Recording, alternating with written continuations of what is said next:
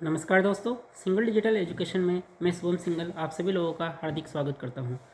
आज हम बात करेंगे बेसिक कंप्यूटर इंस्ट्रक्टर में हो रहे डेवलपमेंट्स के बारे में। साथियों, मैंने पहले कहा था कि होली से पहले लिंक जनरेट हो जाएगा, लेकिन आई एम सॉरी, ऐसा नहीं हो पाया। इसका रीज़न ये रहा कि 6-7 तारीख को राजस्थान में स्टेट गवर्नमेंट में होली की छुट्टी दी गई है।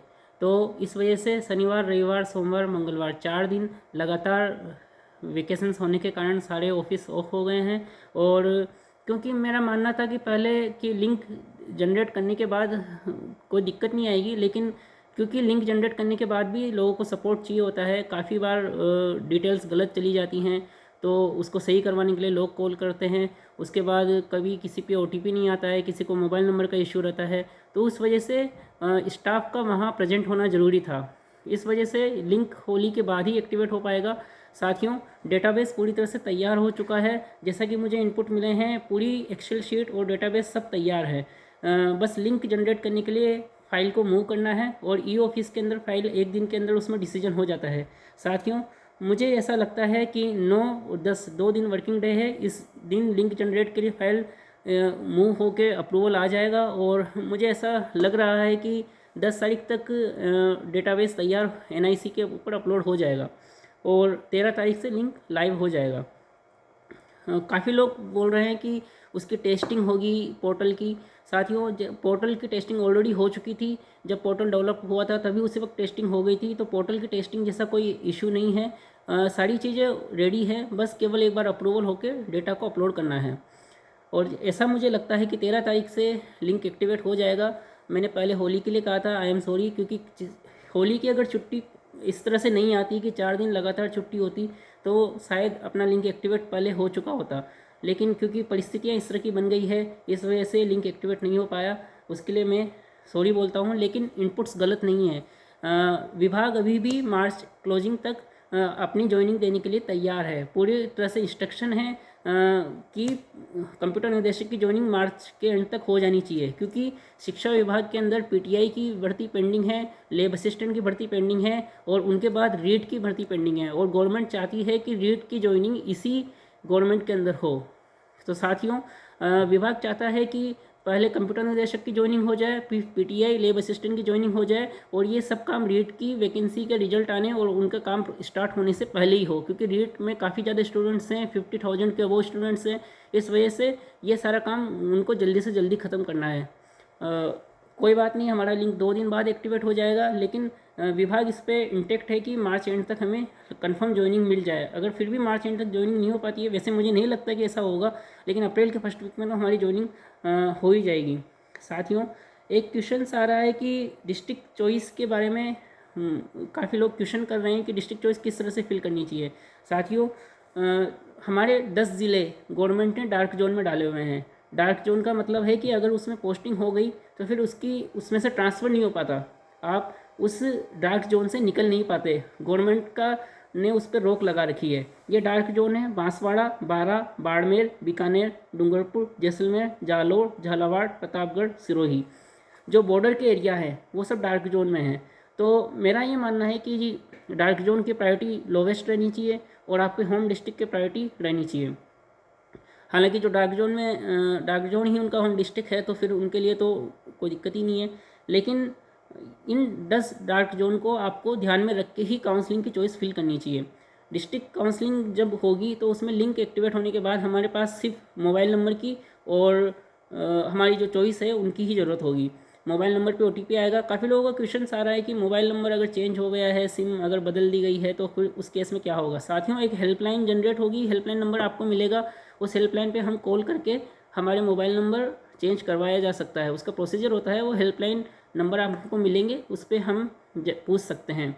इस लाइव सपोर्ट के कारण ही ये लिंक होली के बाद के लिए पोस्टपोन किया गया है, क्योंकि काफ़ी लोगों के इशू आएंगे तो फिर वो किसको कॉल करेंगे। ऑफिस बंद होंगे तो ऑफिस वर्किंग में आ जाए, इसी वक्त लिंक जनरेट हो, इसी वजह से ये डिले हुआ है। काफ़ी लोगों के क्वेश्चंस आ रहे हैं कि जो मैंने टेलीग्राम चैनल मेरा सिंगल डिजिटल मीडिया, इसके ऊपर मैंने लिस्ट किस स्कूलों की लिस्ट डाली हुई है, वो रीजन वाइज है, मंडल वाइज। तो उनको काफ़ी लोग कह रहे हैं कि ब्लॉक वाइज हमें स्कूल अवेलेबल कराएं। साथियों, शाला दर्पण पोर्टल पे कंप्यूटर लैब सेक्शन है उसके अंदर सारी स्कूल्स डली हुई हैं कि किस किस में कंप्यूटर लैब्स हैं। आप उसमें जाके वहाँ अपना ब्लॉग डाल के ब्लॉग की स्कूल भी आप एक्सेस कर सकते हैं। ये काम आप साला दर्पण पोर्टल पे जाके कर सकते हैं। काफ़ी लोगों के क्वेश्चंस आ रहे हैं कि जो स्कूल चॉइस के वक्त डीओ ऑफिस में जो प्रायोरिटीज़ मिलती है हस्बैंड वाइफ के, तो उस केस में क्या प्रोसीजर रहता है।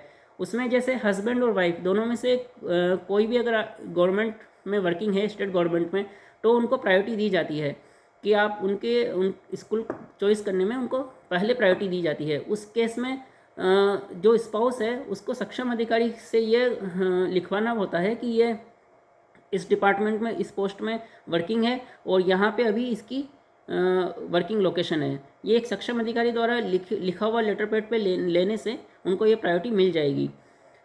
इसके अलावा अगर आपको कोई डाउट है तो आप डीओ ऑफिस जो आपका संबंधित डीओ अलॉट होगा उसके अंदर भी आप कॉल करके उनसे पूछ सकते हैं। काफ़ी लोगों के क्वेश्चंस आ रहे हैं कि ओनली काउंसलिंग जो लिखा है उसका मतलब क्या है। साथियों, मैंने पहले भी कहा था कि जिनकी प्राइवेट यूनिवर्सिटी से डिग्री है या फिर राजस्थान से बाहर की डिग्री है, जो बोर्ड को ऐसा, जो निदेशालय को ऐसा लगता है कि उनको एक बार वेरीफाई किया जाना चाहिए, उनको ओनली काउंसलिंग में लिखा गया है, मतलब उन लोगों को डिस्ट्रिक्ट अलॉट होंगे। डिस्ट्रिक्ट अलॉट होने के बाद डिस्ट्रिक्ट में डीओ ऑफिस में उनको स्कूल भी भरवाई जाएंगी, लेकिन उनको ज्वाइनिंग ऑर्डर नहीं दिया जाएगा। ज्वाइनिंग ऑर्डर उनको तब मिलेगा जब उनकी डिग्री का क्रॉस वेरिफिकेशन हो जाएगा। यही ओनली काउंसलिंग का मतलब है। इसमें कोई चिंता करने की कोई बात नहीं है, क्योंकि जिनकी डिग्री ऑथेंटिक है उनको तो वो डरने की कोई ज़रूरत नहीं है। उनको 10 बार अगर उनको भी वेरीफाई करवाया जाएगा तो भी कोई दिक्कत नहीं है, लेकिन जिनकी डिग्री ऑथेंटिक नहीं है उनको दिक्कत हो सकती है। साथियों, काफ़ी लोग क्वेश्चन कर रहे हैं कि सीनियरिटी इसमें कैसे रहेगी। सीनियरिटी मैंने पहले भी बताया है कि जॉइनिंग ऑर्डर के हिसाब से मेंटेन होती है। जिस डेट में जॉइनिंग ऑर्डर निकलता है उस डेट वाले लोगों की वो सीनियरिटी लेवल होता है। अब ओनली काउंसलिंग वाले कैंडिडेट्स का जॉइनिंग ऑर्डर बाद में निकलेगा, तो ऐसा मुझे लगता है कि उनकी सीनियरिटी लो रहनी चाहिए। मैं इसमें श्योर नहीं हूँ, लेकिन मुझे ऐसा, मेरे जो अनुभव रहे हैं उस हिसाब से ऐसा मुझे लगता है कि उनकी सीनियरिटी लो रहेगी। लेकिन फिर भी मैं इसमें ये मेरा निजी मत है, ऐसा मैं अपने अनुभव के हिसाब से ही कर रहा हूँ। काफ़ी लोगों की क्वेश्चन है कि वीडियो में उनका सिलेक्शन हो गया है और अदर जॉब में भी सिलेक्शन हो गया है और उनका बेसिक कंप्यूटर इंस्ट्रक्टर में भी सिलेक्शन हो गया है, तो फिर उनको क्या ज्वाइन करना चाहिए। ये पर्सन टू पर्सन डिपेंड करता है। किसी को प्रशासनिक कार्य करने में रुचि होती है, किसी को शिक्षा के क्षेत्र में कार्य करने में रुचि होती है। ये अपना खुद का कोड होता है। आपकी बॉडी किस तरह के कोड के लिए बनी हुई है, आपका दिमाग किस में ज़्यादा वर्क करता है, ये हर इंसान का अपना अपना सोचने का नज़रिया होता है और अपना अपना वर्क करने का तरीका होता है। तो ये आपको ही डिसीजन लेना है कि कौन सी जॉब बेटर है, कौन सी जॉब बेटर नहीं है, क्योंकि जिस इंसान में मैक्सिमम आउटपुट दे सकता है वही जॉब उसके लिए बेटर है। चाहे वो जॉब कम ग्रेड पे की हो, चाहे वो जॉब ज़्यादा ग्रेड पे की हो, लेकिन जो जॉब आपको समझ में आती है, जिस जॉब में आपका मन लगता है, जो जॉब आप जिसके अंदर एफिशिएंसी ज़्यादा से ज़्यादा दे सकते हैं, वही जॉब आपके लिए बेस्ट है। तो ये डिसीजन आपको स्वयं को करना है। साथियों, 9 और 10 वर्किंग डे है। मुझे ऐसा लगता है 9 और 10 को फाइल अप्रूव होके डेटाबेस एनआईसी में पहुंच जाएगा और एनआईसी उसको अपलोड भी कर देगा, और 13 को मुझे ऐसा लगता है कि हमारा लिंक एक्टिवेट हो जाएगा। 13 को मंडे है और मुझे ऐसा लगता है कि मंडे को लिंक एक्टिवेट हो जाएगा। और ये जो वीक रहेगा 13 से लेके जो नेक्स्ट 7 डेज होंगे ये हमें अलॉट किए जाएंगे लिंक डिस्ट्रिक्ट चॉइस फिल करने के लिए। और मुझे ऐसा लगता है कि जल्दी से जल्दी हमारी काउंसलिंग करवा दी जाएगी। अभी फ़िलहाल के लिए मेरे पास इतना ही इनपुट है। जैसे ही मुझे कोई इनपुट मिलेगा मैं आप लोगों तक शेयर करूंगा। जिन्होंने भी मेरे चैनल को अभी तक सब्सक्राइब नहीं किया है वो चैनल को सब्सक्राइब कर लें। मेरे Telegram channel single digital media, इसके ऊपर मैं कंटेंट अवेलेबल करवाता रहता हूँ। दोबारा से मैं प्रोनाउंस करता हूँ, सिंगल डिजिटल मीडिया। इसके ऊपर आप जाके इसको सब्सक्राइब कर लें, वहाँ से आप कंटेंट एक्सेस कर सकते हैं। और साथियों, आपको जो भी कुछ क्वेश्चंस हों, आपके जो भी आपको लगता हो वो आप मुझे कमेंट करके बताएं। आपके नेगेटिव कमेंट्स का भी मैं स्वागत करता हूं। आप खुले हैं नेगेटिव कमेंट्स करने के लिए भी। ऐसा नहीं है कि मुझे उसमें कुछ बुरा लगेगा, लेकिन उससे मुझे मेरी कमजोरियां पता चलती है। तो साथियों, आप जो भी आपको फील होता हो वो आप कमेंट करके मुझे ज़रूर बताएं।